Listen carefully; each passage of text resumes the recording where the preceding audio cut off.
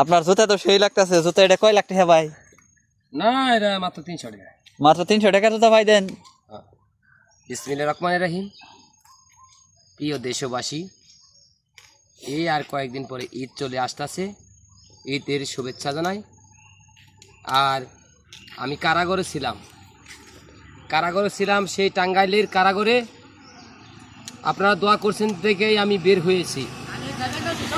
আর আমাকে বের করেছে বিএমপির লোকরাই। আমি একটি কথা বলি, সেই জিয়াউর রহমান পৃথিবীর বুকে নেই, তিনি ব্যস্তবাসী কামনা করি। সেই জিয়াউর রহমানের ওয়াইফ পৃথিবীর বুকে নেই, ব্যস্তবাসী কামনা করি।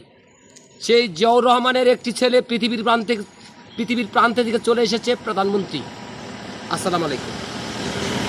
আরেকটি কথা বলতে চাই, আমার সেই খরচ দাবি মামলাটা আমি খালাস হয় যেন এই আবেদন প্রার্থনা করি।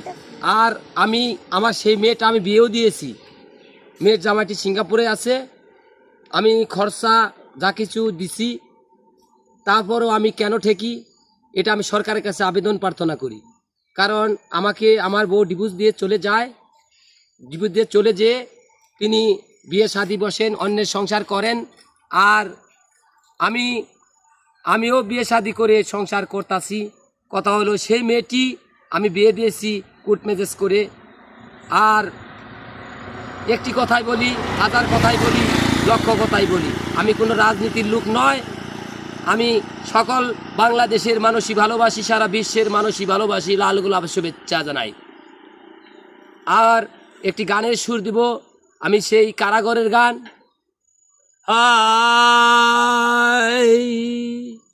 সকালে 2টি রুটি দাই, সকালে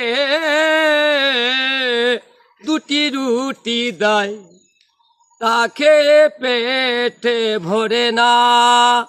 ও কারাগরে মানুষ যেও না, 5 ওয়াক্ত নামাজ পড়েছি আমি, 5 ওয়াক্ত নামাজ পড়েছি। হায় জেলা সাহেবের সাথে আমার পার্সোনালে কথা হয়েছে, এই তো ভাগ্য আমার। ও জেলা সাহেব বলে